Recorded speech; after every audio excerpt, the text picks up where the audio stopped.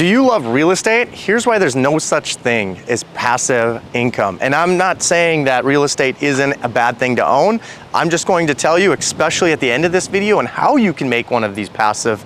But if you're buying real estate, a fourplex, a duplex, whatever, single family homes, apartments, storage, just don't think that you're going to retire because it isn't passive income. You're going to be in the weeds of things. And if you're not going to make any money. And you might even have to dish out money out of your pocket just to own it. All right, I'm standing right in front of one of the first projects that I developed from scratch, and that means going through the city council. As you can see, I'm in like a single family area. There's some duplexes in this area, but there's not eightplexes. So that brings you to a different zoning requirement, which means I have kind of an awkward lot here. These are backwards. I have a street on both sides of this property where it's meaning there's no backyard to these eightplexes. It's literally they're back to back.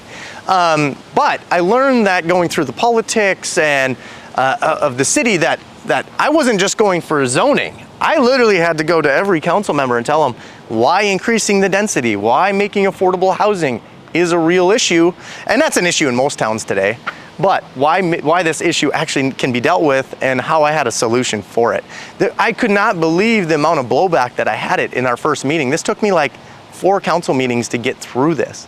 Finally, I had every council member out here.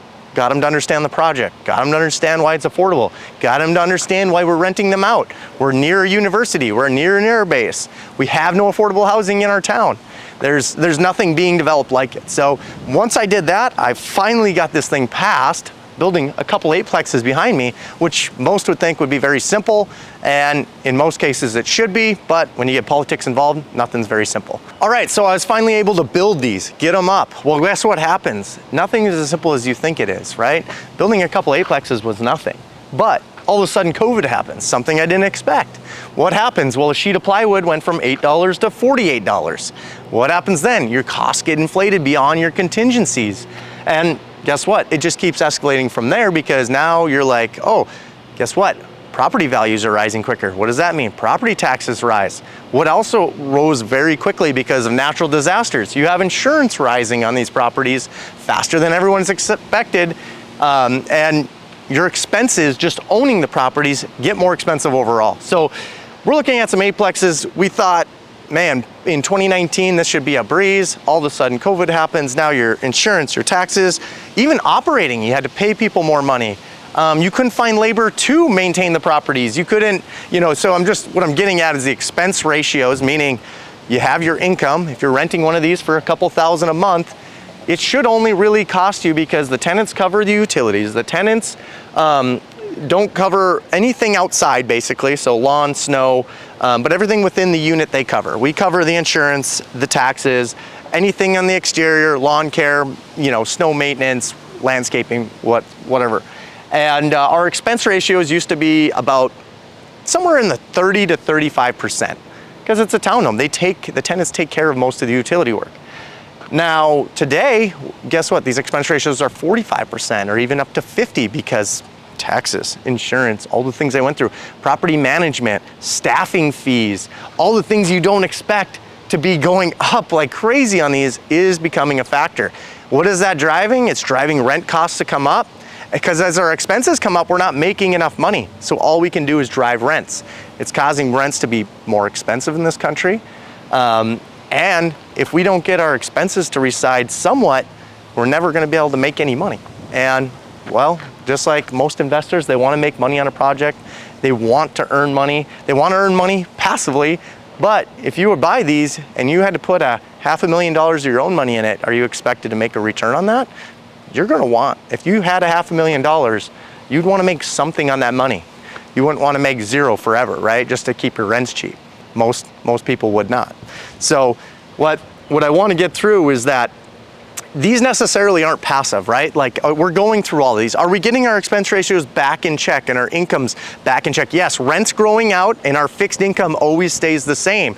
So that means as we go on, our payment stays the same, but our income is actually rising slowly, but it is rising now as most expenses are flattening out.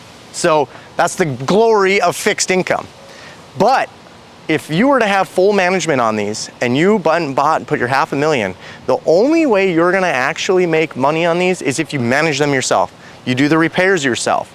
You're not hiring a property management company. You have to have your own little Excel spreadsheet, track who has a deposit, track who has rent, track who's late on rent, evict somebody. And those are all good things for you to learn. Most people don't know those types of things. And I think out of the gate, those are so important to learn. I only had a property management company for 1.5 years. I realized that it sucks up too much of my time. I can't even develop because I'm paying attention to the people that I got evict or the people I need to, just property management problems, tenants, termites, toilets, all the fun stuff that they talk about. It's all very real. And then you have all these other things like COVID and insurance and taxes battling you to make any money on the property. So if you're gonna buy something like this, even a duplex, a fourplex, single family home, the only way that you're passively making money, which it's not passive because now you're managing it, you're actively, but you can do it on the side. You can do it on the nights. You can do it on weekends. You'll have to answer the phone call even on vacation. It's sad, but that's how you're gonna make your property slowly become passive income. You do that for a decade, I guarantee your debt will be low enough that you'll actually be able to carry it into passive income beyond that. But there is no such thing right now as passive income. Even on big apartment deals, the cash flow is so tight that if you're not managing it or you don't have in-house management, you're likely not to make any money. It's real sad. I don't like it either because cash flow is very tight with high debt costs that you're just not gonna make any money. You have to be able to manage. Such a critical thing to learn early too, because if you're not learning how to manage these properties, you're never really learning about those taxes, those insurance, those maintenance costs, the higher cost to pay people now to just do anything, flooring repairs, painting, whatever the unit needs. So if you can get accustomed to some of those problems, those become very easy and you'll be able to buy more properties when people are sitting on the sidelines. We're buying properties all the time right now. We're trying to figure out how to manage them. We're trying to figure out how to operate them. That's a whole nother problem. But that's how you'll make your money and that's how you'll end up buying some of these properties. All right, so let's go through something. The 3 reasons really it's not going to be passive for you. If you're gonna develop like I did, there's things like COVID you can't predict, there's economic cycles you can't predict. And if you're thinking long-term enough, those really shouldn't matter to you. Are you thinking in a horizon of 2 years, 5 years, or 10 years? If you're thinking a horizon in 10 years, it doesn't even matter. Don't even look at the news, don't even watch it. I tell most people. Number 2, understand that when you do get them built, if you are building, or if you're just gonna acquire and operate, make sure you're doing the operations, especially if you're going in small scale. If you're like, hey, I'm gonna do small stepping stones and I'm gonna get there, and I'm not gonna go acquire 300 units right out of the gate, which most of us aren't. There's crazy people out there doing it, but you're going to have to operate it yourself to try to make any money and make the cash flow operate. And once you understand how to get properties like that to operate, I would say hire a guy within with your processes and systems and try to have a little internal property management. And number 3, they're not passive, but you are gaining, even if you don't make $1. Let's just say you don't make any money at all, which is likely to happen, even if you're property management, sad to say. You got high debt costs, right? You got higher expenses than are usual. You got rent still bumping up. It's going to keep bumping up. But you're getting tax benefits. You're paying down a fixed mortgage. There's things that are happening passively without your control while you're operating the property, but you're gaining the tax benefits. You're paying off the property itself. You're going to make money over 10 years, even if you make 0 cash flow. So just understand that, and take it for what it is. Most people will want to make money right away. They want a dividend. Don't understand that. View this game as in a 10-year horizons. You'll be much better off. You'll understand, hey, these aren't passive, but they are a big savings account. Most people put all their money in a single family home. They're just paying off that mortgage, and at the end of their career, they're like, yeah, my house is paid for. I'm gonna go buy a lake cabin now and start a new mortgage.